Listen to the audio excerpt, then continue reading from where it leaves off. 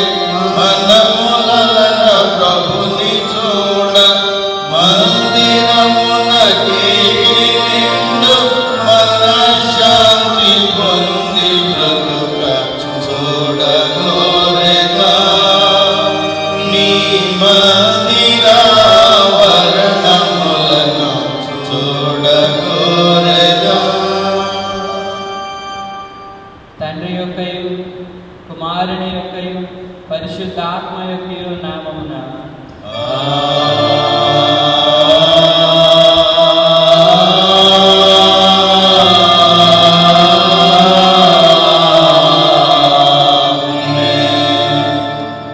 నీ వెలుగును నీ సత్యమును బయలుదేరి చేయము. అవి నాకు త్రోవ చూపును. అవి నీ పరిశుద్ధ పర్వతమునకును నీ నివాస స్థలమునకును నన్ను తోడుకొని వచ్చును. అప్పుడు నేను దేవుని బలిపీఠమునందుకు నాకు ఆనంద సంతోషములు కలుగు చేయు దేవుని యొద్దకు చేరుతుంది. దేవా నా దేవా, సితారా వాయించుచు నీకు కృతజ్ఞతాస్తుతులు చెల్లించెదరు. ప్రభునందు ప్రియులారా, యథార్థ హృదయంతో మన తండ్రి అయిన దేవుని సమీపించి ఆయన ఎదుట మన పాపములను ఒప్పుకొని మన ప్రభు అయిన యేసుక్రీస్తు పేరట మనకు క్షమాపణ దయచేయమని వేడుకుంటున్నాను. Oh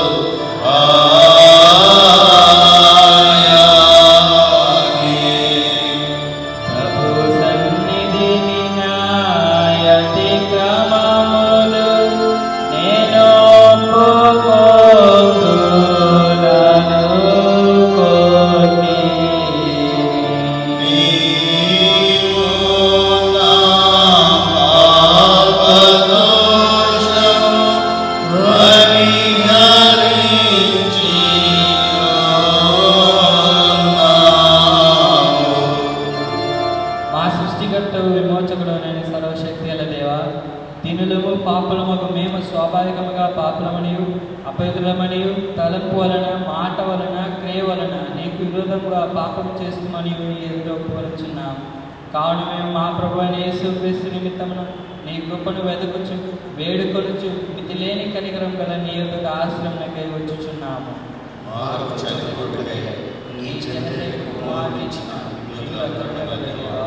మమ్మను కనికరించి ఆయన నిమిత్తమున సమస్త పాపములకు క్షమాపణ దయచేయు. మేము నీ కృప చేత నిత్యజీవం పొందినట్టు నిన్ను గూర్చియు నీ చిత్తమును గూర్చియు సరైన జ్ఞానం నీ వాక్యములకు తగిన విధేయత మా యందు నీ పరిశుద్ధాత్మను వృద్ధి పొందనివ్వండి. మా ప్రభు అయిన యేసుక్రీస్తు ద్వారా వేడుకొనుచున్నాము. ఆమేన్. మన పరలోకపు తండ్రి యొక్క సర్వశక్తి గల దేవుడు మనల్ని కనికరించి మన కొరకు చనిపోవటకై తన ఏక కుమారునిచ్చి ఆయన మూలమున పాపములన్నింటినీ క్షమించుచున్నాడు.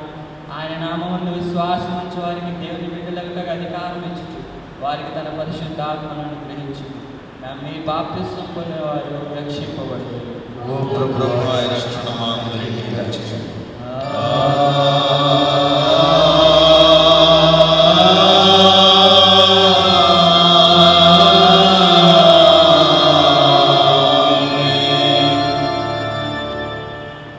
ఆరోహణం తర్వాత ఆదివారం కొరకు ఏర్పాటు చేయబడిన ప్రారంభ గీతం చదువుకుందాం. యెహోవా, నేను కంఠధ్వని ఎత్తి నిన్ను ప్రార్థించినప్పుడు నా మనవి ఆలకింపు. హల్లెలూయా. నా సన్నిధిని వెతుకుడి, నీవు సెలవీయగా. యెహోవా, నీ సన్నిధిని వెతుకునని నా హృదయము నీతోనని నీ ముఖము నాకు దాచుకుము. హల్లెలూయా, హల్లెలూయా. యెహోవా నాకు వెలుగును రక్షణయునై ఉన్నాడు, నేనెవరికి భయపడదు.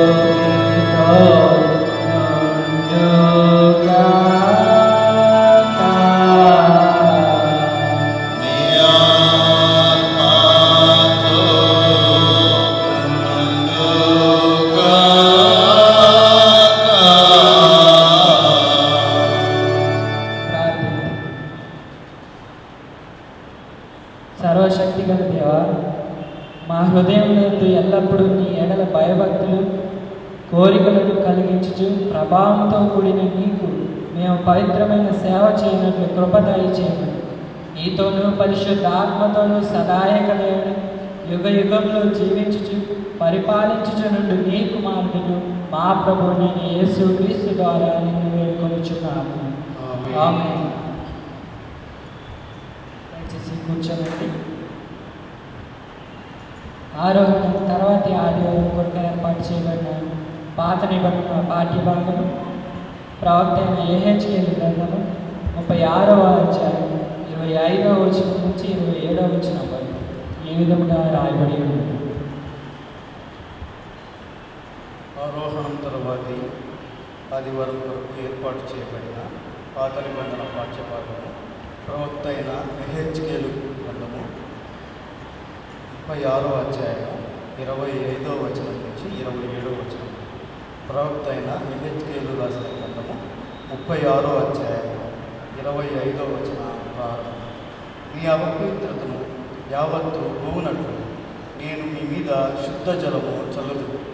మీ విగ్రహముల వలన మీకు కలిగిన అపవిత్రత అంతయు తీసివేసేదను.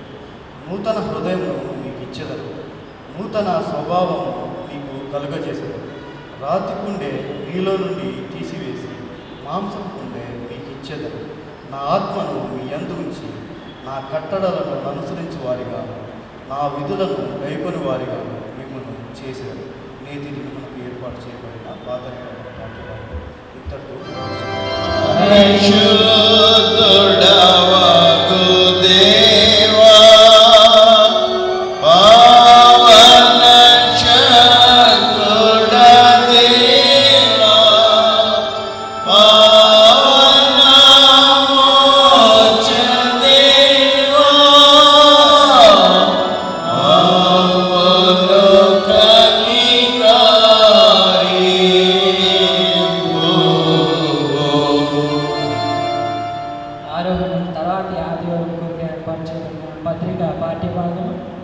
అపోస్తలుడైన పౌలు రోమీయులకు రాసిన పత్రిక 8వ అధ్యాయం 29వ వచనం నుంచి 39వ వచనం వరకు ఈ విధంగా రాయబడింది. ఆరోహణ తర్వాతి ఆదివారము కొరకైన పత్రికా పాఠ్యభాగము అపోస్తలుడైన పౌలు రోమీయులకు రాసిన పత్రిక 8వ అధ్యాయము 29 నుంచి 39వ వచనం వరకు. 8వ అధ్యాయము రోమీయులకు రాసిన పత్రిక 8వ అధ్యాయము 29వ వచనం ప్రారంభం. ఎందుకనగా తన కుమారుడు అనేక సహోదరులలో జ్యేష్ఠుడైనట్టు దేవుడు ఎవరిని ముందు ఎరిగినో వారు తన కుమారునితో సారూప్యము గల వారులకు వారిని ముందుగా నిర్ణయించెను. మరియు ఎవరిని ముందుగా నిర్ణయించెనో వారిని పిలిచెను. ఎవరిని పిలిచెనో వారిని నీతిమంతులుగా తీర్చెను. ఎవరిని నీతిమంతులుగా తీర్చెనో వారిని మహిమపరచెను. ఇట్లుండగా ఏమందుము? దేవుడు మన పక్షంలో ఉండగా మనకు విరోధి ఎవడు? తన సొంత కుమారుని అనుగ్రహించుటకు వెనుక తీయక మన అందరి కొరకు ఆయనను అప్పగించిన వాడు ఆయనతో పాటు సమస్తమును మనకెందుకు అనుగ్రహింపడు? దేవుని చేత ఏర్పరచబడిన వారి మీద నేరము మోపువాడు ఎవడు? నీతిమంతులుగా తీర్చువాడు దేవుడే. శిక్ష విధించువాడెవడు? చనిపోయిన క్రీస్తు యేసే. అంతేకాదు మృతులలో నుండి లేచిన వాడును దేవుని కుడి పార్శ్వంలో ఉన్నవాడును మన కొరకు విజ్ఞాపనం కూడా చేయవాడును ఆయనే. క్రీస్తు ప్రేమ నుండి మనలను ఎడబాపు వాడేవాడు. శ్రమ అయినను, బాధ అయినను, హింస అయినను, కరవైనను, వస్త్రహీనతైనను, ఉపద్రవమైనను, ఖడ్గమైనను మనలను ఎడబాపునా? ఇందును గూర్చి రాయబడినదేమనగా, నిన్ను బట్టి దినమల్లా మేము వధింపబడిన వారము, వధకు సిద్ధమైన గొర్రెలమని మేము ఎంచబడిన వారము అయినను మనలను ప్రేమించిన వారి ద్వారా మనము వీటన్నిటిలో అత్యధిక విజయము పొందుచున్నాము. మరణమైనను, జీవమైనను, దేవదూతలైనను, ప్రధానులైనను, వన్యమైనను, రాబోవులవి అయినను, అధికారులైనను, ఎత్తైనను, లోతైనను, సృష్టింపబడిన మరి ఏదైనాను మన ప్రభు అయిన క్రీస్తు యేసునందుకు దేవుని ప్రేమ నుండి మనలను ఎడబాప నేరవని కూడిగా నమ్ముచున్నాను. ఈ దినముగా ఏర్పాటు చేయబడిన పత్రికా పాఠ్యభాగం ఇంత పర్యంతం.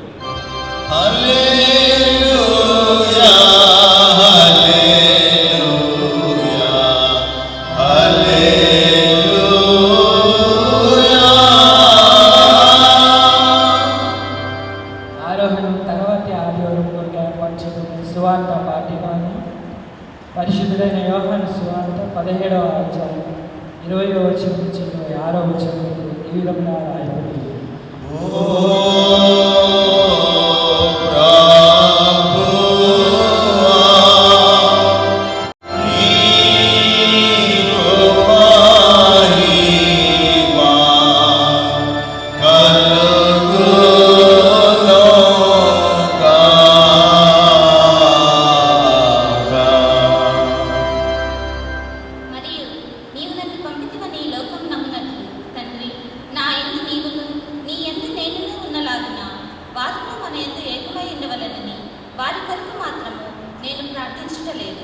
వారి వాక్యం వలన నా యందు విశ్వాసముంచు వారందరూ ఏకమై ఉండవల్లని వారి కొరకు ప్రార్థించుచున్నాను.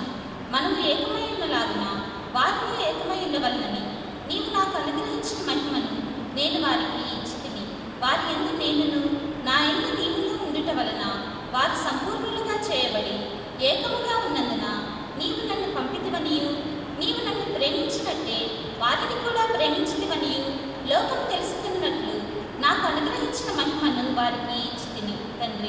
నేనెక్కడ ఉందునో అక్కడ నీవు నాకు అనుగ్రహించిన వారును నాతో కూడా ఉండవలననియు నీవు నాకు అనుగ్రహించిన నా మహిమను వారు చూడవలనని కోరుచున్నాను. జగత్తు పునాది వేయబడక మునిపే నీవు నన్ను ప్రేమించితివి. నీతి స్వరూపుడవగు తండ్రి, లోకం నిన్ను ఎరుగలేదు, నేను నిన్ను ఎరుగుదును. నీవు నన్ను పంపితివని వీరెరిగి ఉన్నారు. నీవు నా యందు ఇచ్చిన ప్రేమ వారి యందు ఉండినట్లును నేను వారి యందు ఉండినట్లును వారికి నీ నామమును తెలియజేస్తుంది, ఇంకనూ తెలియజేస్తానని చెప్పను. ఈ దినమునకే ఏర్పాటు చేయబడిన సువార్త వాక్య పాఠ్య భాగము ఇంతకన్నా.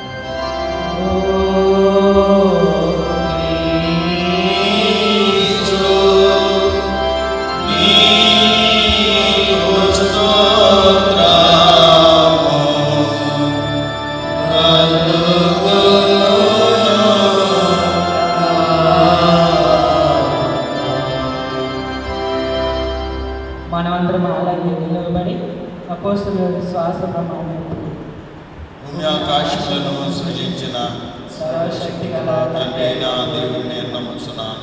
ఆయన ఏక కుమారుడును మన ప్రభు అయిన యేసుక్రీస్తును నమ్ముచున్నాను.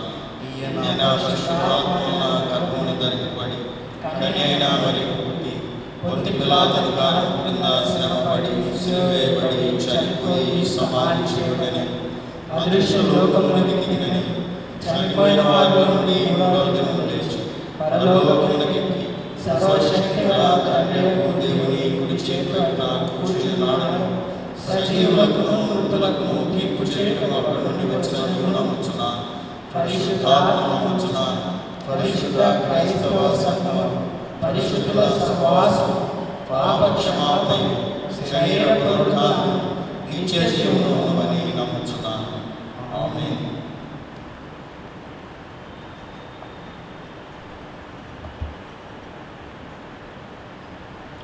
దేవుని వాక్యాన్ని మనము ధ్యానించడానికి ముందుగా ఆంధ్ర క్రైస్తవ కీర్తన పుస్తకంలో నుండి 382వ కీర్తన, వినరము యేసునాథుడా నా మనవిని ఇప్పుడు అనే కీర్తన పాడుకుందాం. 382 చిన్న కీర్తన పుస్తకాలు రెవైవల్ ఫామ్ పుస్తకంలో 131.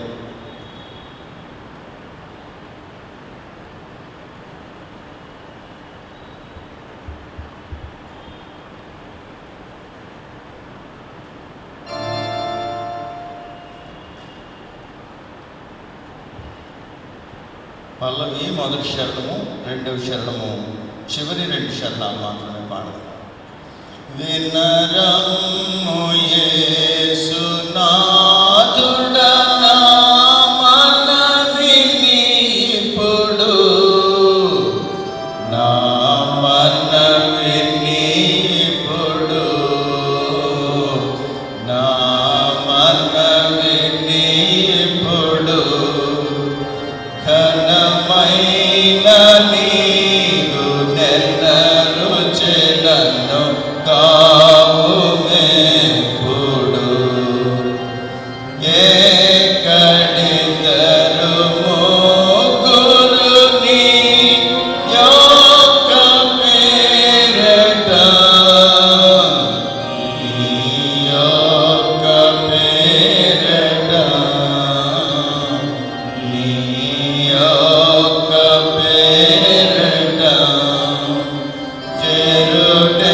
చెరుటెక్కడమే నాక్కడకి చెందునంటిని.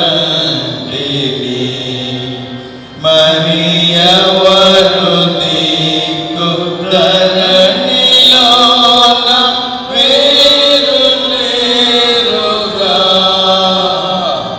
మరి వేరు లేరుగా, మరి వేరు లేరుగా. దూరరులకెల్ల తెరవు నిలిపి తావు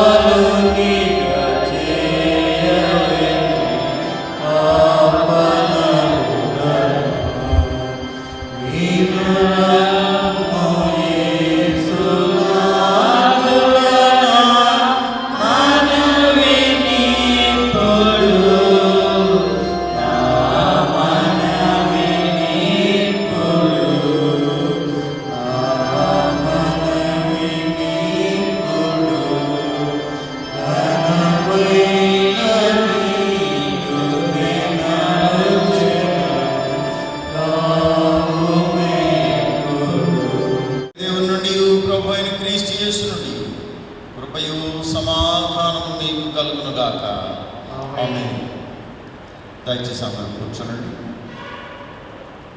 ప్రభునందు ప్రియమైన దేవుని సంగమా, మన ప్రభును ప్రియరక్షకుడైన యేసుక్రీస్తు వారి ఉన్నతమైన శ్రేష్టమైన నామంలో మీ అందరికీ శుభాభివందనాలు తెలియజేస్తున్నాను. ఈ భయంకరమైన పరిస్థితులు ప్రతి క్షణము ప్రపంచ దేశాల్లో ఉన్న ప్రతి మానవుని ఆందోళనపరుస్తున్న స్థితిగతులు విశ్వాస జీవితానికి కూడా చాలా అడ్డుబండగా మిగిలిపోయింది. కానీ లేఖనం ఏమి చెప్తుంది అనంటే, నిజమైన విశ్వాసులు ఎవరు, వేషధారులు ఎవరో దేవుడు తేల్చుకోవాలని తీర్మానం చేసుకున్నట్టుంది. అందుకోసమే ఈ క్లిష్టమైన పరిస్థితులు ప్రపంచంలోనే కాకుండా విశ్వాసులని పేరు పెట్టబడిన సంఘములో కూడా కొన్ని రకాలైన ఇబ్బందులు, శోధనలు దేవుడు కల్పించాడు అని నేనైతే విశ్వసిస్తూ ఉన్నాను. పాత నిబంధన వాక్య భాగంలో మనం లేఖనాన్ని చదివినప్పుడు తేడా జరిగింది, ఏదో చిన్నది.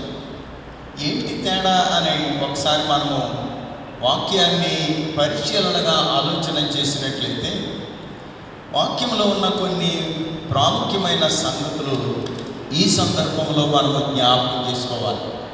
మొదటి మాట ఏంటి అని అంటే, యెహెజ్కేలు అనే ఈ ప్రవచనాలు, యెహెజ్కేలు ప్రవక్త ద్వారా పలుకుబడిన ఈ ప్రవచనాన్ని మనము జ్ఞాపకం చేసుకున్నట్టయితే, మొదటి అధ్యాయము మొదటి వచనాల నుంచి కనుక మనము చదివితే అసలు ఏ కాలంలో, ఎప్పుడు, ఎక్కడ, ఎలాగా ఈ ప్రవచనము ప్రవక్తకు వచ్చింది అనే సత్యాన్ని మొదటి అధ్యాయంలో మనం చదువుతున్నాం. కానీ ప్రాముఖ్యమైన సంగతి ఏంటి అని అంటే, చెరలోకి వెళ్ళినప్పటికీ కూడా మార్పు లేని జీవితము జీవిస్తున్న ఇశ్రాయేలు ప్రజలు మారాలనే కోరికతో దేవుడు వారికి ఇబ్బందులు, ఇక్కట్లు, శోధనలు కల్పించాడు అనే సత్యాన్ని ఈ సందర్భంలో మనము జ్ఞాపకం చేసుకోవాలి. అదే పరిస్థితి నిజమే అయితే కనుక దేవుని యొక్క ప్రణాళిక పూర్తయిపోతుంది కనుక దేవుని చిత్తము ఇశ్రాయేలు ప్రజల పక్షముగా నెరవేరుతుందని ఈ ఒక్క మాటను బట్టి మనము జ్ఞాపకం చేసుకోవాలి.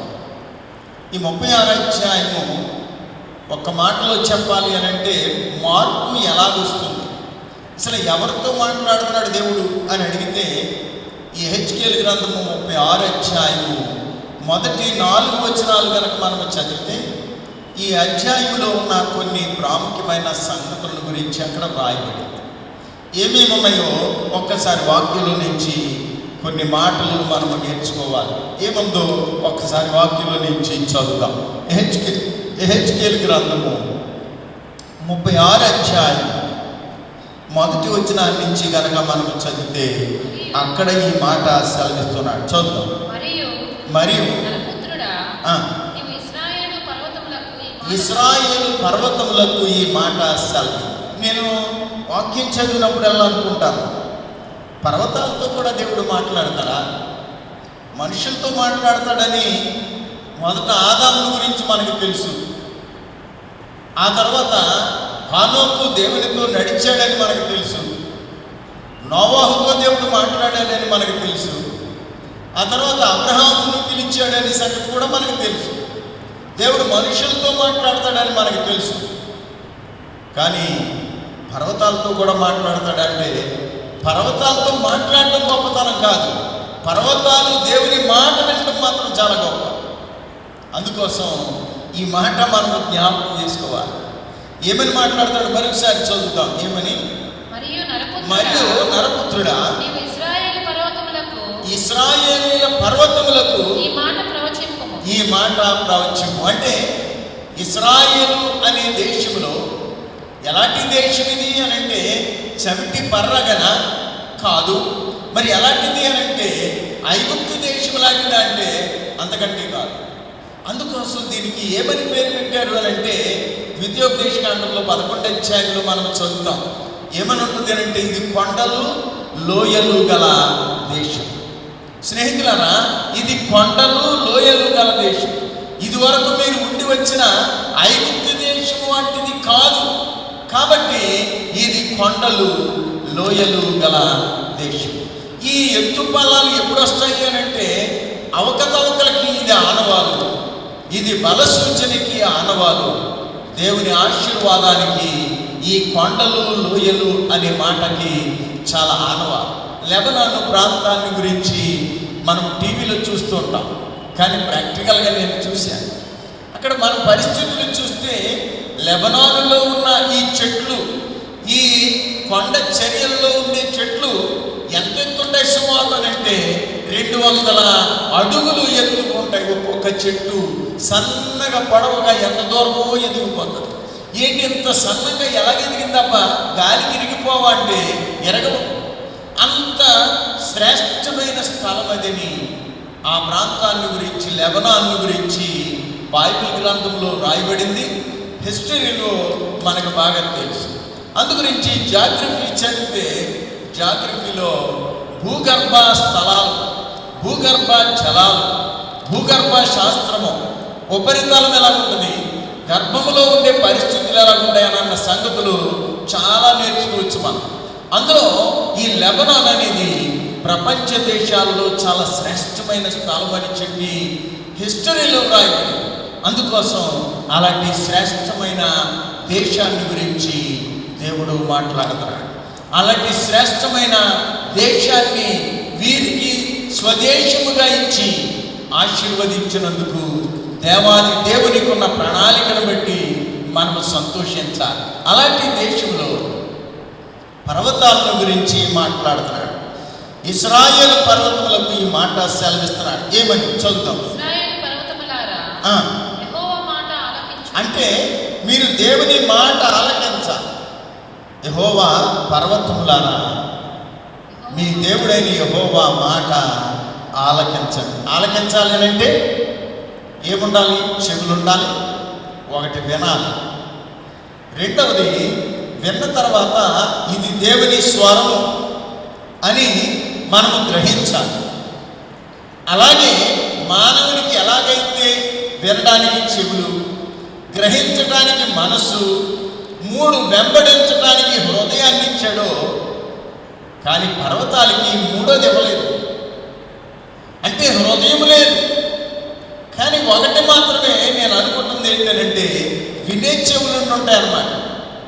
లేకపోతే ఎలా ఉంటాయి? అందుగురించి దేవుని మాట విని, దేవుని మాటను గ్రహించి, హృదయం లేకపోయినా దేవుని మాటను అనుసరించే మంచి ఆలోచన కలిగినవి అని ఇక్కడ మనం జ్ఞాపకం చేసుకోవాలి. కాబట్టి స్నేహితులారా, చెవి గలవాడు ఆత్మ సంఘములతో చెప్పుచున్న మాట వినుగాక అని చాలాసార్లు ప్రకటన గ్రంథము 2 అధ్యాయము 3 అధ్యాయంలో చాలాసార్లు రాయబడింది. 7 సార్లు ఉంటుంది ఈ 2 అధ్యాయాలు. కాబట్టి మాట మనము విన్నప్పుడల్లా మన చెవులు కరెక్ట్గా పనిచేస్తున్నాయి లేదు మనం చూసుకోవాలి. ఆఫ్టర్ ఆల్ పర్వతాలు దేవుని స్వరము విన్నప్పుడు మానవులుగా ఆయన స్వహస్తాలతో తయారు చేసుకున్న మనము ఎందుకు వినలేకపోతున్నాము? ఆయన చేసిన చెవులే కదా, ఎందుకు వినలేకపోతున్నాయి దేవుని మాట అని అడిగితే మనకి అతిశయము పెరిగింది, గర్వము పెరిగింది, దేవుని మాటకి లోబడే ఆలోచన తగ్గిపోయింది, మన ఇష్టాన్ని నెరవేర్చుకునే ఆలోచన పెరిగిపోయిన కారణంగా దేవుని చిత్తము భంగపడుతుంది అని ఈ వాక్యాన్ని బట్టి మనము జ్ఞాపకం చేసుకోవాలి. ఇంకా చివరికి ఇంకా కొంచెం ముందుకెళ్తే ఇంకో మాట అన్నాడు. పర్వతాల గురించి మాట్లాడుతూ చదవాలి.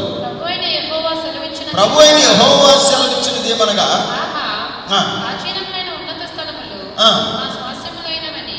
అంటే ఈ పరిస్థితులు మనం ఒకసారి జ్ఞాపకం చేసుకోవాలి. ఈ పరిస్థితులన్నింటినీ మనం ఆలోచన చేసినప్పుడు పర్వతాలతో పాటు అక్కడ దేవుడు సృష్టించిన ప్రతి సృష్టి కూడా దేవుని మాట వినాలి అని దేవుని చిత్తాన్ని బట్టి మనము ఇక్కడ నేర్చుకోవాలి. మన పాఠంలోకి వచ్చేసరికి మన పాఠంలో కొన్ని మాటలు మనం అర్థం చేసుకోవాలి. 25వ వచనానికి వస్తే 25వ వచనాన్ని మనం ఒకసారి ఆలోచన చేసినప్పుడు ఆయన నీ అపవిత్రత యావత్తు పోవునట్లు నేను మీ మీద శుద్ధ జలము చల్లు.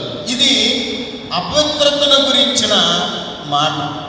స్నేహితులారా, అపవిత్రత పోవాలి అని అంటే ఏ జలం చల్లబడాలి? శుద్ధ జలము చల్లబడాలి. శుద్ధ జలాన్ని గురించి దేవుని వాక్యంలో ఒక మాట వ్రాయబడింది. శుద్ధ జలము ఎక్కడి నుంచి వస్తుంది? చాలామంది పుణ్య నదులు లేదా పుణ్యక్షేత్రాలు నదీ ప్రవాహము ప్రవహిస్తుంటే ఇది శుద్ధ జలము అని చాలామంది తీర్మానం చేస్తారు. కొంతమంది కోనేటిని గురించి శుద్ధ జలం అంటారు. నిలువ చేయబడిన నీరు కోనేరు అని. పారుచున్న నీరేమో నది. నిలువ చేయబడిన నీరు అంటే ఏదన్నా చెరువులో ఒక కోనేరులాగా కట్టి దాంట్లో స్టోర్ చేసిన వాటర్, అది శుద్ధ జలం అన్నారు చాలామంది. చాలామంది ఏమన్నారంటే ఆకాశం నుంచి పడిన జలము లేదా వర్ష జలము అది శుద్ధ జలం అన్నారు. అయితే దేవుని మాట ఒక్కసారి మనం ఆలోచన చేసినట్లయితే వీటన్నిటినీ శుద్ధ జలముగా దేవుడు ఎంచలేదు. మరి దేన్ని ఇచ్చాడు అని అంటే ఈయన ఒక మాట జ్ఞాపకం చేస్తున్నాడు. సంఖ్యాకాండంలో 16వ అధ్యాయము 1వ వచనం నుంచి కొన్ని మాటలు మనం జ్ఞాపకం చేసుకోవాలి. సంఖ్యాకాండము 16వ అధ్యాయము 1వ వచనం నుంచి చదువుతాం. కహాతుకు మనుమడును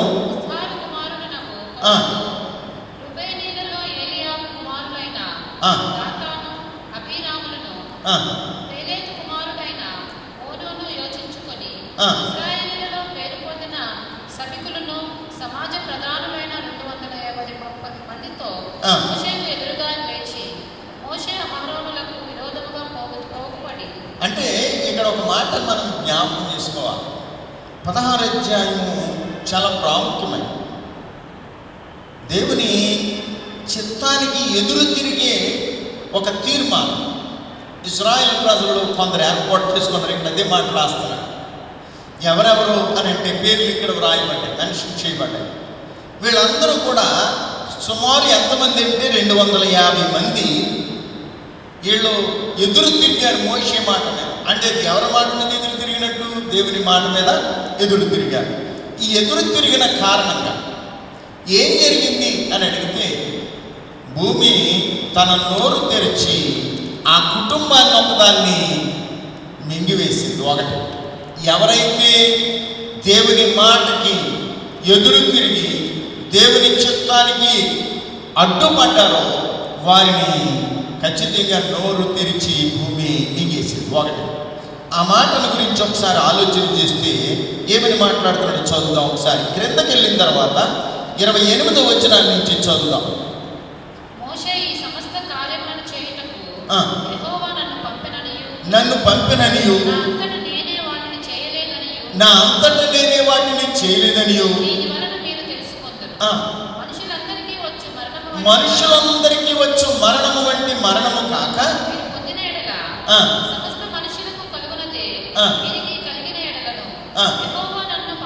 యెహోవా నన్ను పంపలే. అంటే మీకు ఎవరైతే దేవుని మాటకి ఎదురు తిరిగారో, దేవుని చిత్తానికి అడ్డుపడ్డారో వాళ్ళకి మామూలు మరణం కనుక వస్తే వాళ్ళు ఎలాంటి వాళ్ళు కాదు, నేను దేవుని చేత పంపబడాలి. వాళ్ళకి ఒక ప్రత్యేకమైన మరణాన్ని దేవుడు ఏర్పాటు చేశాడు. ఎలాగ చదువుతాం. అయితే యెహోవా గొప్ప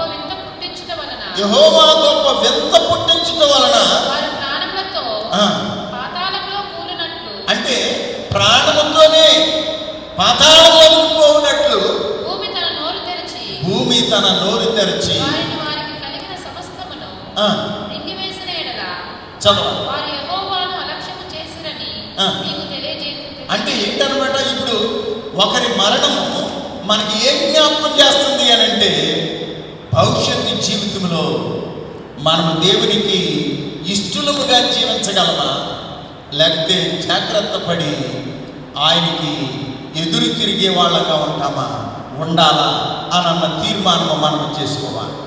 స్నేహితులనా, మనుషులకి సామాన్య మరణం రావడం వేరు, వేరే రకమైన ప్రత్యేకమైన మరణం రావడం వేరు. చాలామంది ఒక ప్రత్యేకమైన మరణానికి తీర్మానం చేయమంటారు. అందుగురించి ఇర్మియా గ్రంథంలో 25 అధ్యాయాన్ని కనుక మనం చదువుకుంటే 15 అధ్యాయం మొదటి 2 వచనాలు కనుక మనం చదువుతుంటే అక్కడ ఇదే మాట రాయి. మేము వెళ్ళిపోమన్నావు, ఎక్కడికి వెళ్ళమంటావు? 2వ వచనంలో ఆయన అన్నాడు, ఎక్కడికి తీర్మానం చేయబడ్డ వాళ్ళు అక్కడికి వెళ్ళిపోవలసింది, దేనికి నిర్ణయించబడ్డవాడు దానికి పోవలసిందే అని ఎలాగైతే తీర్మానం చేశాడో 15 అధ్యాయం 2వ వచనంలో మన జీవితంలో ఏమి తీర్మానం చేశాడో దేవుడు తెలుసుకోవాలి. చాలామంది మంచి మరణము ఇమ్ము ప్రభు అని పాటలు పాడుతున్నారు, ప్రార్థన కూడా చేస్తున్నారు. కానీ చెడు మరణాన్ని గురించి మరణం అన్న తర్వాత ఏదైతే ఒకటి కాదు అని అనిపిస్తుంది, కానీ అది మాత్రం వాస్తవం కాదు. మరణానికి కొన్ని రకాలైన కారణాలు, మరణానికి కొన్ని రకాలైన మెలకువలు మనకి చాలా కనబడతాయి. మనం దుర్మార్గులను అనుకున్న వాళ్ళకి మంచి మరణం కలిగింది అని అంటే మన దృష్టిలో మన తీర్మానం మంచిది కాదు. ఎందుకు అనంటే వాళ్ళకి ఇచ్చిన మరణాన్ని బట్టి వాళ్ళ జీవితం ఏంటి అని అన్నది మనము ఖచ్చితంగా అర్థం చేసుకోగలగాలి. దేవుడు ఎంత పరిస్థితుల్లోనైనా దేని నుండైనా మనల్ని ఏం చేయగలడు? తప్పించగలడు. కానీ తప్పించకుండా మనల్ని అప్పగించాడు అని అంటే మనము ఈ లోకానికి ఒక ఆనవాలు, ఒక ఆదర్శము అనే సత్యాన్ని ఇక్కడ మనము జ్ఞాపకం చేసుకోవాలి. ఏమైంది? ఇంకా చదువుతాం. అంతటా ఆ మాటలన్నీ చెప్పి చాలించిన తరువాత ఆ క్రింది నేల నెరవేర్చెను, భూమి తన నోరు తెరచి వారిని వారి కుటుంబములను కొరహు సంబంధులందరినీ వారి సమస్త సంపాద్యమును మృంగివేసి. స్నేహితులారా, నీ వస్తువులు కానీ నీ కుటుంబము కానీ ఈ లోకంలో ఎవరికి ఉపయోగపడలేదు. నువ్వు ఉపయోగపడలేదు, నీ కుటుంబం ఉపయోగపడలేదు, నీ వస్తువులు ఉపయోగపడలేదు. ఏ కారణం ఏంటి అని అంటే నువ్వు శపించబడిన వాడు, నువ్వు శాపగ్రస్తుడివి, నువ్వు జాగ్రత్త. ఈ మాట మనము జ్ఞాపకం చేసుకున్నప్పుడు నాకు చాలా బాధ అనిపిస్తుంది. అబ్బా ఏంటబ్బా ఈ పరిస్థితులు అని ఒక్కసారి మనము ఆలోచన చేసినట్లయితే ఇలాంటి స్థితిలో నుంచి మనము మేలు పొందాలి అని అంటే, ఈ స్థితిలో నుంచి మనము దేవుని చిత్తాన్ని నెరవేర్చాలి అని అంటే 18 అధ్యాయంలోకి వచ్చాం. అక్కడ ఇంకొక మాట ప్రభునామం బట్టి మనము నేర్చుకోవాలి. ఏమని మాట్లాడుతున్నాడు? 18 అధ్యాయం 15వ వచనం నుంచి చదువుదాం. మనుషులలోనేమి జంతువులలోనేమి వారు యెహోవాకు అర్పించు సమస్త ప్రతి తొలిచూలు నీదగు. అయితే మనుషులు తొలిచూలి పిల్లను వెలయించి విడిపించవాలి. మన ఇంట్లో చాలా మంది నేర్చుకోవట్లేదు ఈ మాట. బిడ్డలు పుట్టక ముందేమో బిడ్డలు కావాలని ఏడుస్తున్నారు, బిడ్డనిచ్చిన తర్వాత దేవునికి ప్రతిష్ఠించడం మర్చిపోతున్నారు. తర్వాత పాస్టర్ గారు జ్ఞాపకం చేస్తే పాస్టర్ గారి మీద అలుగుతున్నారు, కానీ బిడ్డను దేవునికి సమర్పించాలి అనే ఆలోచన రావడం లేదు. అందుకోసమే ఇక్కడ ఒక తీర్మానం చేసుకోవాలి. హన్నాని మనం ఇక్కడ ఒక్కసారి ఆదర్శప్రాయంగా తెచ్చుకోం.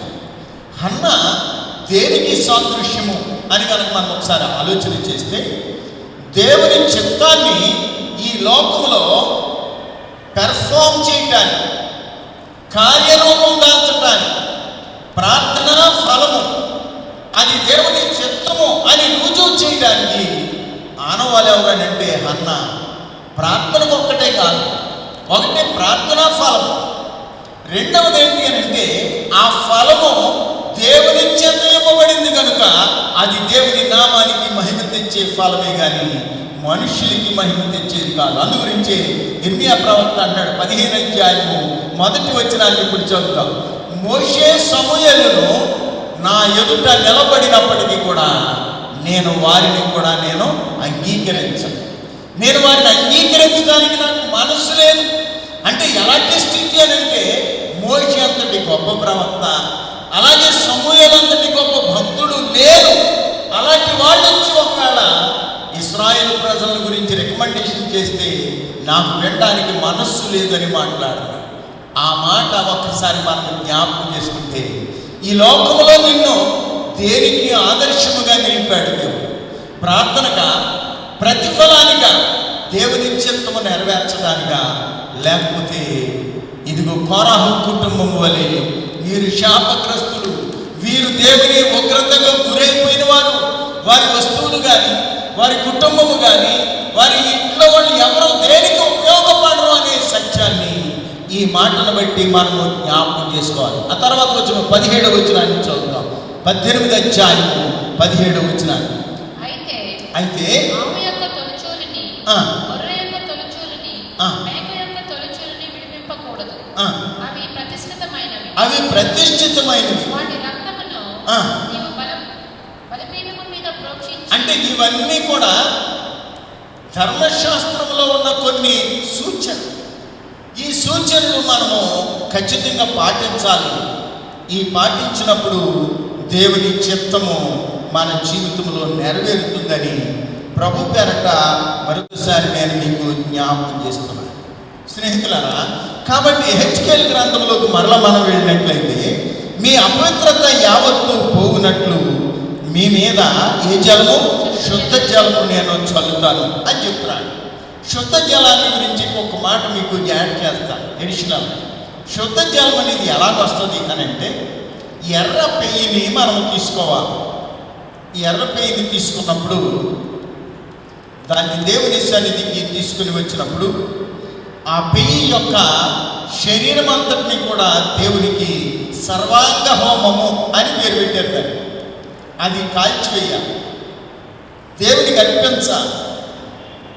ఆ హోమము ఏం చేయాలి అని అంటే ఖచ్చితంగా ఆ బూడిదని తీసుకుని ఆ బూడిది ఒక క్రొత్త కుండలో వేసి ఆ కుండలో పాత్ర ఎక్కడికి తీసుకుని వెళ్ళాలి? నది దగ్గరికి తీసుకుని వెళ్ళి పారుచున్న నీళ్ళు, ఆ పారుచున్న నీళ్లు ఆ కుండలో వేసి ఆ దహించబడిన ఆ పెయ్యి, తొగరుదారు ఇవన్నీ కూడా కాల్చిన ఆ బూడిది ఈ కొండలో వేసి మందిరంలో పెట్టాలి. ఎప్పుడైతే శుద్ధిపరచాలి, శుద్ధీకరణ అని అన్నప్పుడు ఆ కుండలో నీళ్లు చల్లితే కనుక ఆ బూడిద నీళ్లు తప్పనిసరిగా శుద్ధి జరుగుతుంది అని చెప్పి పేరు పెట్టారు. అది హైందవ వేదాల్లో దాన్ని ఎలా తెచ్చారు అని అంటే ఆవు పేడ బూడిద శుద్ధి చేస్తుంది అని చెప్పి ఈ వేదాల్లో ఉన్నది అని చెప్పి మోసం చేయటం మొదలుపెట్టారు. అది ఉద్దేశం ఏంటి అని అంటే శుద్ధ జలం ఎక్కడి నుంచి వస్తుంది అని అంటే ఆవుని ఆ ఎర్ర పెయ్యిని కాల్చినప్పుడు అందులో అన్ని అవయవాలు ఉన్నాయి, అంతేకాదు అందులో మలమ కూడా ఉన్నది, అంతేకాదు అందులో తొగరదారం వేశాడు. ఇవన్నీ కాల్చబడిన తర్వాత ఆ బూడిదలో అన్ని రకాలు ఉన్నాయనే సత్యాన్ని మనం జ్ఞాపకం చేసుకుని ఇందులో ఏ దోషం ఉన్నా కూడా ఇవి శుద్ధి చేస్తాయనే సత్యాన్ని అక్కడ మనకి జ్ఞాపకం చేస్తున్నాడు. కాబట్టి ఈ సత్యాన్ని మనం ఎరిగిన వాళ్ళమైతే ఈ శుద్ధ జలాన్ని చల్లాలి, చల్లకపోతే శుద్ధీకరణ కలుగదు అని చెప్పి అప్పుడు నిబంధన ప్రకారంగా వారు శుద్ధ జలాన్ని చల్లుతుండేవారు. కానీ దేవుడి చల్లని జలం ఏం జలమై ఉంటుంది? బహుశా ఇది శుద్ధ జలం అంటే ఇది మనుషులు తయారు చేసుకున్న శుద్ధ జలం. మరి దేవుడు చల్లిన జలము అది ఎలా ఉంటుంది అని అడిగితే అది ఎర్రగా ఉంటుంది. ఆ ఎర్రగా ఉండడానికి గల కారణం ఏంటి అని అంటే అది జలము కాదు, అది రక్తము అని చెప్పి యేసుక్రీస్తు నామం పేరట ఆయన మనల్ని శుద్ధి చేస్తూ ఉన్నాడని చెప్పి జ్ఞాపకం చేసుకున్నాం. శుద్ధీకరణ ఆచారం ఒక్కసారి మనం కనికరించి ఆలోచన చేసినట్లయితే మానవుని యొక్క హృదయాన్ని శుద్ధి చేయగలిగింది శుద్ధ జలము కాదు, యేసుక్రీస్తు రక్తము అనే సత్యాన్ని ఇక్కడ వాక్యంలో నుంచి జ్ఞాపకం చేస్తున్నాడు. ఇది ఎవరికి అర్థమైంది? పేతురు భక్త కొట్టుకు రాసిన మొదటి పత్రిక 1వ అధ్యాయం 18వ వచనాన్ని చదువుతాం.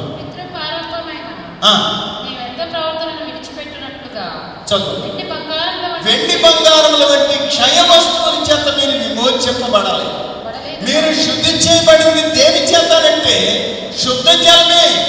అది ఎక్కడి నదిలో పారే రక్తము కాదు, అది శరీరంలో పారుతున్న రక్తము, అది క్రీస్తు యేసు అనే గొర్రె పిల్ల రక్తము అని ఇక్కడ ఉద్దేశించి మాట్లాడతారు.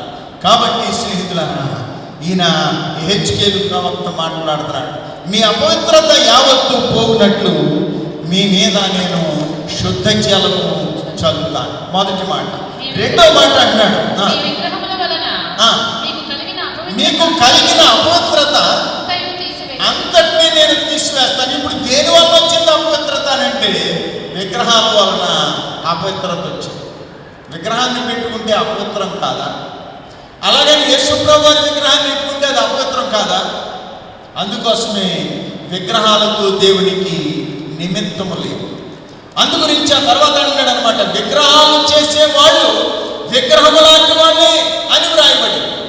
కాబట్టి విగ్రహాన్ని చేసేవాళ్ళు ఎలాంటి వాళ్ళు అని అంటే విగ్రహము లాంటి వాళ్ళు. అంటే మనల్ని గురించి మనం ఏమనుకుంటామంటే ఇండియన్ అని అనగానే కొద్దిగా ప్రివిలేజ్, ప్రౌడ్ ఫీల్ అవుతాం, నాలెడ్జ్ ఉంది మాకు. కానీ ఫారిన్ కంట్రీలో ఇండియన్ అనే మాటకి భావం ఏంటంటే మోసగాళ్ళు అన్నారు, మూర్ఖులు అన్నారు. దేన్ని బట్టి? విగ్రహాన్ని ఆరాధన చేస్తారు కాబట్టి వారు విగ్రహం లాంటి. ఇది ఒకటి గద్దెన పెట్టారు ఇక్కడ, ఇది మాట్లాడదా? మాట్లాడదు. మరి దీన్ని పెట్టారు ఎందుకు అని అంటే ఆనవాళ్ళు పెట్టారు. దేనికి ఆనవాళ్ళు? పాత నిబంధన కాలంలో 2 కెరూబులు ఉన్నాయి, ఆదర్ నోటి ఈదర్ నోటి అని చెప్పారు. దానికి ఆనవాళ్ళుగా గద్ద. దీనికి ఇంకోటి ఏంటి అని అంటే ఇశ్రాయేలు ప్రజలను ఐగుప్తు దేశం నుండి కనానికి తీసుకొచ్చినప్పుడు ఆయన గద్దరెక్కల మీద నుంచి తీసుకొచ్చినట్టుగా తీసుకొచ్చాడు. దానికి ఆనవాళ్ళు పెట్టుకున్నాం. అంతేగాని దాన్ని పూజించడానికి కాదు కదా. కానీ పూజించడానికి ఇష్టపడే మనుషులు ఎక్కువ మంది ఉంటారు కనుక ఇలాంటి పెట్టడం వల్ల మనకు ప్రమాదం కూడా ఉంది. మన ఉద్దేశం వేరు, వచ్చిన ప్రజల యొక్క ఉద్దేశం వేరైపోతుంది. అందుకోసం ఇక్కడ మనం కొంచెం జాగ్రత్తగా ఉండాల్సిన అవసరత ఎంతైనా ఉందని ప్రభు పేరట నేను మీకు జ్ఞాపకం చేస్తున్నాను. అందుగురించి ఐడల్ వర్షిప్పర్స్ అంటే విగ్రహాన్ని ఆరాధన చేసేవాళ్ళు విగ్రహం లాంటి వాళ్ళే. దానికి సూచనగా ఇక్కడ మాట్లాడుతున్నాడు, మీలో ఉన్న రాతి గుండెని నేను తీసివేసి మీకు మాంసపు గుండెని ఇస్తాను. దీనికి భావం ఏమై ఉండదు బహుశా అని అంటే విగ్రహాలను తయారు చేసుకుని విగ్రహాల ఆరాధన చేస్తే మన ఇండియన్ అంటే మన కల్చర్, భారతదేశ పరిస్థితుల్ని మన దేవుడు మారుస్తాను అని చెబుతున్నాడు. మీకు విగ్రహం అంటే రాతితో చెక్కబడిన విగ్రహం. మీ హృదయం ఎలా ఉంటుంది అని అంటే రాయే కనుక ఆ రాయిని నేను తీసివేస్తాను, మారుస్తాను, చేంజ్ చేస్తాను, ఆపరేషన్ చేస్తాను అవసరమైతే అని దేవుడు వాగ్దానం చేస్తున్నాడు. కాబట్టి స్నేహితులరా, మన హృదయము మాంసపు గుండె కావాలి కానీ రాతి గుండె కాదు. స్టాండర్డ్గా ఉండటానికి రాతి గుండె అయితే బాగుంటుందని అనిపిస్తుంది, కానీ అది కదలదు కదా. కాబట్టి మాంసపు గుండెని ఇస్తాను అని ప్రభు వాగ్దానం చేస్తున్నాడు. అంటే ఇశ్రాయేలు ప్రజలలో ఉన్న విగ్రహానికి కలిగిన ఆ దుస్థితి లేక ఆ దోషము నేను తీసివేస్తాను అని చెప్పి అక్కడ వాగ్దానం చేస్తున్నాడు. కాబట్టి ఇవన్నీ అయిన తర్వాత మీకు నేను నూతన హృదయాన్ని ఇస్తున్నాను, మీ సమస్త జీవితాన్ని కూడా నూతన పరుస్తాను. పౌలు గారు మాట్లాడుతున్న మాట ఏంటంటే ఎవడైనా క్రీస్తు యేసునందున్న ఎడల వాడు నూతన సృష్టి, పాతవి గతించెను ఇదిగో సమస్తము క్రొత్తమైన. కాబట్టి ఇక్కడ మనం ఒకసారి ఆలోచన చేసినట్లయితే శుద్ధ జలం మన మీద ఎప్పుడైతే చల్లబడిందో మన జీవితం మారిపోయింది. ఒకప్పుడు ప్రభువుని అంగీకరించలేదు మనము, కాబట్టి మన మీద ఏం చల్లలేదు, శుద్ధ జలం చల్లబడలేదు. ప్రభు రక్తములో కడగబడ్డాం కనుక ఇప్పుడు ఖచ్చితంగా మనము శుద్ధ జలము చల్లబడి పరిశుద్ధులముగా జ్యేష్ఠులముగా మనము ఎంచబడ్డాం. అందుగురించి రోమాపత్రికలో అపోస్తుడైన పౌలు గారు ఈ మాట మనకి హెచ్చరిక చేస్తున్నాడు. ఒకసారి వాక్యాన్ని కనుక మనం చదివితే 8వ అధ్యాయంలో ఆయన మాట్లాడుతున్న మాట చాలా విలువైంది. ఒకసారి చదువుదాం. 29వ వచనాన్ని నుంచి చదువుదాం. ఎందుకనగా అనేక సహోదరులలో జ్యేష్ఠుడన్నట్లు, అంటే ఏంటన్నమాట ఉద్దేశాన్ని మనం జ్ఞాపకం చేసుకుంటే దేవుని కుమారుడని పిలువబడిన యేసుక్రీస్తు జ్యేష్ఠుడు జ్యేష్ఠుడు జ్యేష్ఠుడు అని చెప్తున్నాడు. అంటే జ్యేష్ఠుల్లో కూడా ఇది ప్రత్యేకత ఉంది. ఎలాంటి ప్రత్యేకత అంటే లోకములో ఉండే కుటుంబాలు వేరు, యేసుక్రీస్తు కుటుంబము వేరు. ఆయన ఎక్కడి నుంచి వచ్చాడంటే పరమ నుండి వచ్చిన వాడు కనుక ఆయన ప్రత్యేకతను గురించి ఇక్కడ మాట్లాడుతున్నాడు. ఇంకా చదువుతాం. దేవుడు ముందు ఎవరిని ఎరిగెను అంటే దేవుడు ఎవరిని ఎరిగినవాడు, ఆదాముని ఎరిగినవాడు. మొత్తం అందరినీ తీసుకుంటూ వచ్చేస్తే చివరి వాడు అబ్రహాముని ఎరిగిన దేవుడు. కాబట్టి ఎవరిని దేవుడు ముందుగా ఎరిగెనో, అంటే ఎలాగైతే ఆదాముని పాత ఆదాము అని పేరు పెట్టాడు. రోమపత్రికలో పౌలు గారు 3వ అధ్యాయం చదువుతుంటే పాత ఆదాము పాతి పెట్టబడాలి, క్రొత్త ఆదాము మీలో తిరిగి జన్మించాలి. పాత ఆదాము ఎవరనంటే ఆది పురుషుడు, క్రొత్త ఆదాము ఎవరనంటే నూతన పురుషుడు, ఆయనే క్రీస్తు యేసు జ్యేష్ఠుడు. ఇంకొకటి సారూప్యం ఎలా ఉంటుందో చెప్తారు, చదువు. ఆ తర్వాత మాటలు ఏమని మాట్లాడతారు? నిర్ణయించారు. దేవుడు ఎవరిని ముందుగా నిర్ణయించానో వారిని పిలిచాడు. ఎవరు నిర్ణయించాడు? ఆదాము నిర్ణయించాడు, పిలిస్తే దాక్కున్నాడు. అబ్రహాము నిర్ణయించాడు, పిలిస్తే పరుగు పరుగున వచ్చాడు. ఏంటి తేడా? దాక్కునేవాడుగా ఉన్నావా? పిలిస్తే పరుగెత్తుకుని ఎక్కడికి వెళ్ళమంటే అక్కడికి వెళ్ళేవాడుగా ఉన్నావు. డిఫరెన్స్ చూపిస్తున్నాడు ఇక్కడ. ఎవరిని ఏర్పాటు చేసుకున్నాడో వారిని పిలిచాను. ఆ పిలువబడిన వారిలో మనము కూడా ఎందుకున్నామనంటే ఇతడును అబ్రహాము కుమారుడు. ఎందుకనగా నేడు ఇంటికి ఏమొచ్చింది? రక్షణ వచ్చింది. కాబట్టి నేను వీరి గురించి ప్రార్థిస్తున్నాను, కానీ వాళ్ళని గురించి నేను చేయటం లేదు నాయన అని అక్కడ వాగ్దానం చేస్తూ ఉన్నాడు. కాబట్టి ప్రభునందు ప్రియా దేవుని బిడ్డలారా, ఈ శుద్ధ జలము చల్లి శుభ్రపరిచిన మన హృదయము దేవుని చిత్తాన్ని నెరవేర్చేదిగా ఉందా, లేకపోతే దేవుని ఉగ్రతకు బలైపోయేదిగా ఉందా? అందుగురించే ఈ కుటుంబాల గురించి, కోరహ కుటుంబాల గురించి ఈ రాయబడిన ఈ సంగతులు మనం ఒకసారి జ్ఞాపకం చేసుకుంటే ఆదర్శప్రాయమైన కుటుంబముగా మనం ఉన్నామా, లేకపోతే శాపగ్రస్తమైన స్థితిలో మనం ఉన్నామా?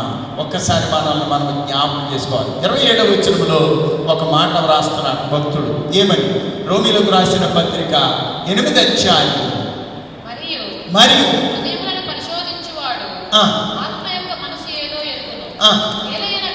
ఏలయనగా ఆయన దేవుని చిత్త ప్రకారం పరిశుద్ధుల కొరకు విజ్ఞాపనము చేయుచున్నాడు. దేవుని ప్రేమించు వారికి. ఇవన్నీ ఒక వరుసగా మనం చదువుకుంటూ వస్తే 37వ వచనానికి వెళ్ళేటడికి ఇంకొక మాట రాస్తాడు, చదువుదాం. ఇట్లుండగా ఏమందుము? దేవుడు మన పక్షమునుండగా, దేవుడు మన పక్షమునుండగా అసలు మనకు విరోధులు ఎవరు? తన సొంత కుమారుని. మనం చాలాసార్లు అనుకుంటాం దేవుడు మన పక్షాన్ని ఉండగా మనకి విరోధి ఎవరు? దీనికి జవాబు నేను చెప్పడం కాదు, మీరు చెప్తే బాగుంది. దేవుడు మన పక్షాన ఉండగా మనకి విరోధి ఎవరు? చిన్న ఉదాహరణ మీకు జ్ఞాపకం చేస్తాను. నేను కాలేజీకి వెళ్తున్న రోజుల్లో నాకు చాలామంది స్నేహితులు ఉండేవారు. స్నేహితులందరికీ కూడా ఏదో చెడు అలవాటు ఉండేది. ఇక 1 నిమిషంలో లేదా 2 నిమిషాల్లో ఈ అదవులు ఏదో చెడు పని చేయడానికి ఇష్టపడుతున్న టైం వచ్చినప్పుడు దేవుడు నాకు తెలియకుండానే వాళ్ళ నుంచి నన్ను దూరపరుస్తూ ఉండేవాడు. నాకు తెలియదు. మళ్ళాడు తెలిసేది, ఒరే నీ ఫ్రెండ్స్ అందరూ ఇలాగలాగా బుక్ అయిపోయారా, అరే రే అప్పటి వరకు నేను వాళ్ళతోనే ఉన్నానే, అరే ఒక్క క్షణం ఉంటే నేను కూడా వాళ్ళకి జత ఉండేవాడిని అని అనుకునేవాడు. కానీ ఎప్పుడు దొరకలేదు, ఎప్పుడు వాళ్ళతో లేను. ఏ చెడు అలవాటికి నన్ను దూరం దగ్గర చేయలేదు దేవుడు. అందు గురించి నేనేమనుకుంటానంటే, దేవుడు మన పక్షాన ఉండగా మనకు విరోధులు ఎవరైనా ఉంటారా? నన్ను చూసిన వాళ్ళు చాలామంది ఏమనుకుంటారు, పాస్టర్ గారు ఇటు నడుపుతున్నాడు ఏంటి, అగ్నిగుండంలోకి వెళ్ళిపోతాడు అని చాలామంది అనుకుంటారు. కానీ అక్కడికి వెళ్ళేటాడికి అగ్నిగుండాన్ని నాకు ముందు తీసేసి నా త్రోవని దేవుడు సరళం చేస్తాడన్న సంగతి నాకు ఒక్కడికి తెలిసింది. నా కుటుంబంలో వాళ్ళకి కూడా ఎవరికి అర్థం కావట్లేదు, బంధువులకి తెలియట్లేదు, సంఘానికి తెలియట్లేదు. కారణం ఏంటి అని అంటే, దేవుడు మన పక్షాన్ని ఉండగా మనకెవరు లేరు, విరోధులు ఎవరు లేరు అనే సత్యాన్ని ప్రభు పేరట నేను మీకు జ్ఞాపకం చేస్తున్నాను. ఆ తర్వాత ఇంకొక మాట అంటారు, చదువు. మన సొంత కుమారుని అనుగ్రహించుటకు వెనుతీయక అందరి కొరకు ఆయనను అప్పగించిన వాడు ఆయనతో పాటు సమస్తమును అంటే ఇదంతా ఎందుకు చెబుతున్నాడు అని అంటే, అంత ప్రేమ మీ మీద, మీ అందరి మీద నాకు ఉంది. ఈ ప్రేమ నుండి ఈ లోకంలో ఏదైనా మనల్ని దూరం చేస్తాడంటారు. క్రీస్తు ప్రేమ నుండి మనల్ని ఎడబాసేది ఏమైనా ఉందా అని అడిగితే ఏమీ లేదు అని మనం చెప్పగలం. ఏమీ లేదు. క్రీస్తు ప్రేమ నుండి మనల్ని ఎడబాచేది ఆకలి కానీ, దాహం కానీ, ఇంకొకటి కానీ వస్త్రహీనతైనను, కరువైనను, ఇంకోటి ఏదైనా మనల్ని క్రీస్తు ప్రేమ నుండి దూరం చేస్తుందా? చేయదు అని చెప్పి చివరి వచనంలో ఆయన మాట్లాడుతున్నాడు. చివరి వచనాన్ని చదువుదాం. పత్రిక వాక్య భాగంలో చివరి మాట మాట్లాడుతున్నాడు, చదవమా. అయినను మనలను ప్రేమించిన వారి ద్వారా ఒకటి మరణమైన, రెండు జీవమైనను, దేవదూతలైనను, ప్రధానులైనను, ఉన్నవి అయినను, రాబోనవి అయినను, ఎత్తైనను, లోతైనను, ఏదైనను క్రీస్తు యేసునందలి దేవుని ప్రేమ నుండి నేను రూఢిగా నమ్ముతున్నాను. అంటే అపోస్తుడైన పౌలు గారికి ఆయా స్థలాలలో, ఆయా సంఘాలలో, పరిచర్యలో ఎదురైన ఈ పరిస్థితులు ఆయన ఒక్కసారి జ్ఞప్తికి తెచ్చుకొని ఈ పత్రిక వ్రాస్తున్నాడు. రోమ్లో ఉన్న విశ్వాసులారా, మీ విశ్వాసాన్ని అల్ప విశ్వాసంగా మార్చుకోకండి. అల్ప విశ్వాసులారా అనే మాట మీరు దేవుని నోట రానియకండి. కాబట్టి క్రీస్తు ప్రేమ కనుక మీలో ఉంటే మిమ్మల్ని ఏ పరిస్థితుల్లోని కూడా అది విడిచిపెట్టేది కాదు. నేను మిమ్మల్ని విడువను, ఎడబాయనిచ్చిన వాగ్దానము మనము పొందగలము. అట్టి ప్రేమ ఇదిగో క్రీస్తులో ఉన్నది కనుక ఆయన మీ కొరకు ప్రార్థిస్తున్నాను, మిమ్మల్ని పంపిస్తున్నాను. మిమ్మల్ని ఎందుకు పంపిస్తున్నాను అని అంటే, అక్కడ ఖచ్చితంగా ఆయన చిత్తము పెర్ఫామ్ చేయటానికి, కార్యరూపము దాల్చడానికి. మీరు ఏ కార్యరూపం దాల్చడానికి వచ్చారు? ఉగ్రరూపమా, ఆయన ప్రేమ రూపమా? ఆయన ఉగ్రరూపమైతే నోరు తెరిచి మింగివేసిన కోరహు వంటి దోషభరితమైన కుటుంబం అనేది, లేకపోతే ఇతడును అబ్రహాము కుమారుడే. ఎందుకనగా నేడు ఇంటికి రక్షణ వచ్చి ఉన్నదని జక్కయ్యను గురించి మాట్లాడుతున్న మాట మాట్లాడే కుటుంబమా? దేనికి ఆదర్శముగానే ఉన్నావు? ఒక్కసారి ఆలోచన చేసి ఆదర్శానికి అనుకూలమైన బ్రతుకు మనము బ్రతికినప్పుడు ఆయన మాట్లాడుతున్న మాట, మీ మీద మీ అపవిత్రత యావత్తు పోవునట్లు మీ మీద నేను ఏం చల్లుతాను? శుద్ధ జలము చల్లుతాను. మీలో ఉన్న రాతి గుండె నేను తీసివేస్తాను, మాంసపు గుండె నీకు ఇస్తాను, సమస్తాన్ని నూతన పరుస్తానని వాగ్దానం చేసిన వాగ్దానకర్త నమ్మదగిన వాడు కనుక అట్టి వాగ్దాన ఫలం మనం అనుభవించడానికి ఈ దుర్భరమైన పరిస్థితుల్లో, ఎంత భయంకరమైన పరిస్థితుల్లో కాటు వేస్తున్న సర్పము కాటుతున్న వాళ్ళందరూ చనిపోతూ ఉంటే ఆయన వైపు మీరు చూడగలిగితే కనుక బ్రతుకుతారు అని ప్రభుత్వించిన ఆ ఆదరణ, ఆ మాట మనం ఒకసారి విని ఆయన వైపు చూస్తూ మన విశ్వాస జీవితంలో ముందుకు సాగడానికి పరిశుద్ధాత్మ దేవుడు నిత్యము మీ అందరికీ తోడై ఉండి సంరక్షించునుగాక. ఆమె సమస్త జ్ఞానములకు మించిన దేవుని సమాధానం యేసుక్రీస్తు వల్ల మీ హృదయములకు, మీ తలపులకు కావలి ఉండునుగాక. ఆమేన్. దేవా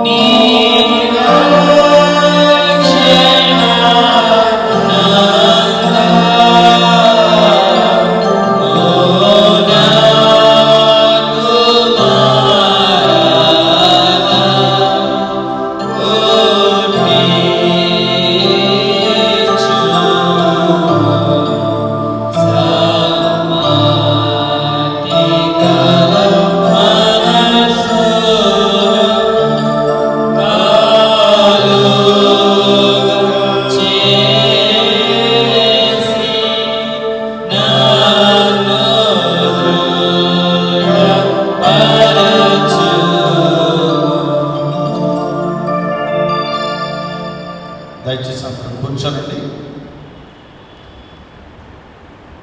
కృతజ్ఞత కానుకలు ప్రత్యేకమైన ఆత్మలు తీసుకొచ్చిన వారు ఉంటే లేచి ముందుకు రండి. లేని ఎడల సంఘ కానుకలు సమర్పించుకుందాం.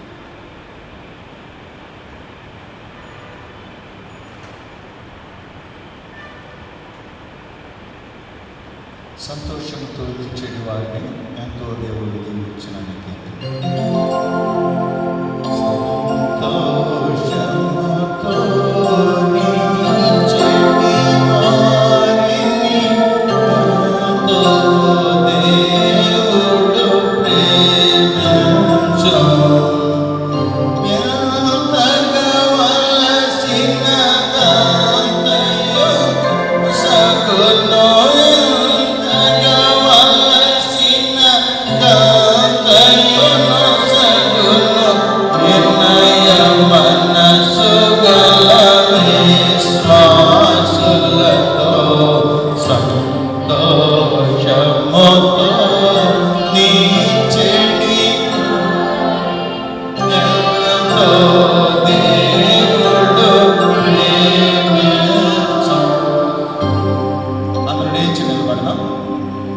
నీకిచ్చు అర్పణలని కీర్తన పాడుకుందాం. నీకిచ్చు అర్పణలు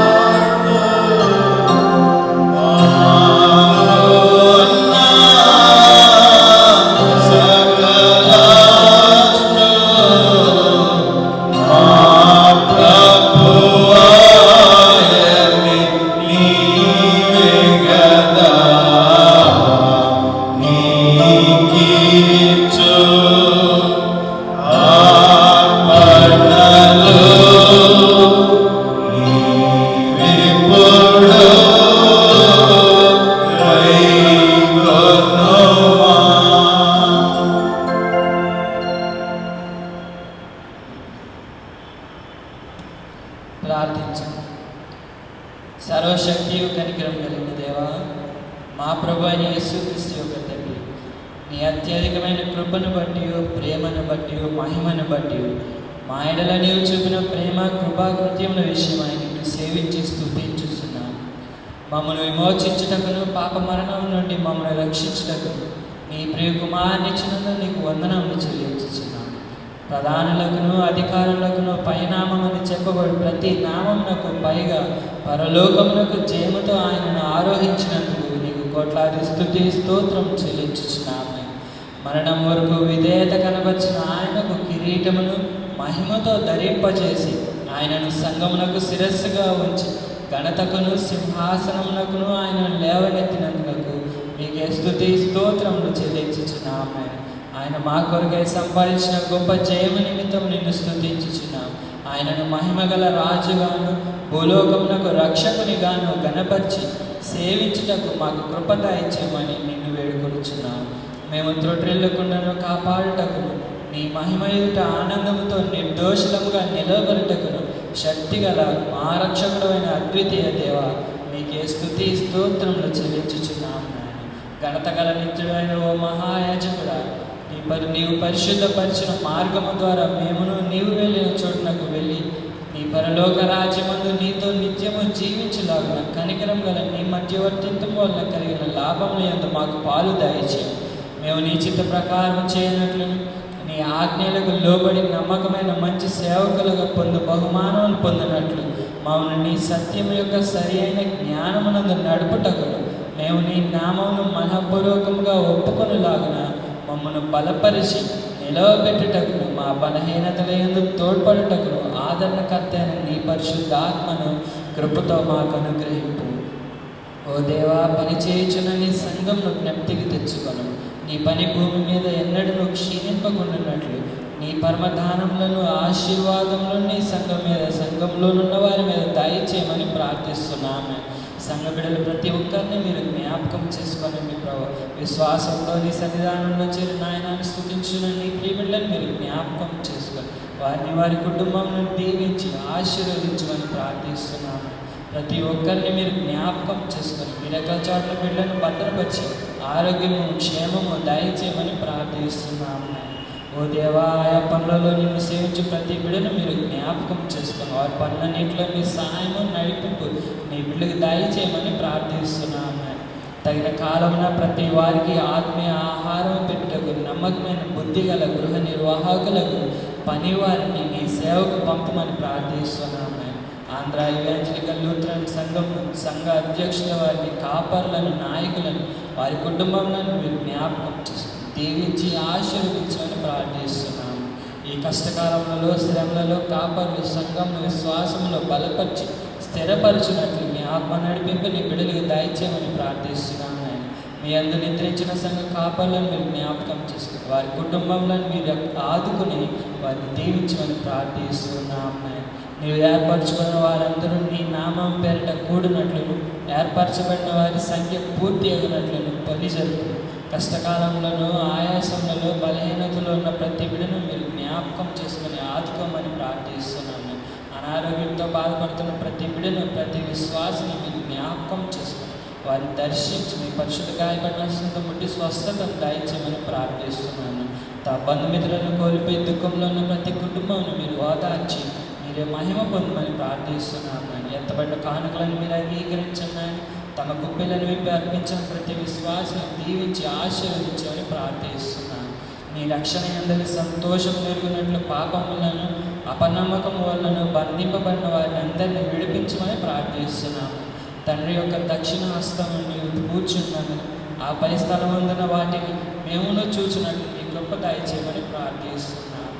నీవు ఉన్న చోటన వారిని ఉండినట్లు నీవు నీ జన్లను చేర్చు వచ్చిన సమయం నిరీక్షణతో కనిపెట్టుటకు అందరికీ నీ సహాయం చేయమని మా ప్రభువును రక్షకుడైన నజరేయుడైన యేసుక్రీస్తు నామమున ప్రార్థించుచున్నాము తండ్రి.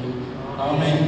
పరలోకమందున్న మా తండ్రి, నీ నామం పరిశుద్ధపరచబడును గాక, నీ రాజ్యం వచ్చును గాక, నీ చిత్తం పరలోకమందు నెరవేర్చున్నట్లు భూమి యందు నెరవేరబడును గాక. మనదిన ఆహారం నేడు మాకు దయచేయి. మళ్ళీ అపరాధం చేసిన వారిని మేము క్షమించిన ప్రకారం అపరాధములను క్షమించు. మమ్మ శోధనలోనికి తేక దుష్టు నుండి తప్పించు. రాజ్యము, శక్తియు, మహిమయు నిరంతరము నీవే అయ్యున్నది. ఆమేన్. ప్రభు నిన్ను ఆశీర్వదించి నిన్ను కాపాడునుగాక. ప్రభు నీకు తన సన్నిధిని ప్రకాశింపజేసి నిన్ను కరుణించునుగాక. ప్రభు నీవే తన సన్నిధి కాంతింపజేసి నీకు సమాధానము కలిగి చేయునుగాక.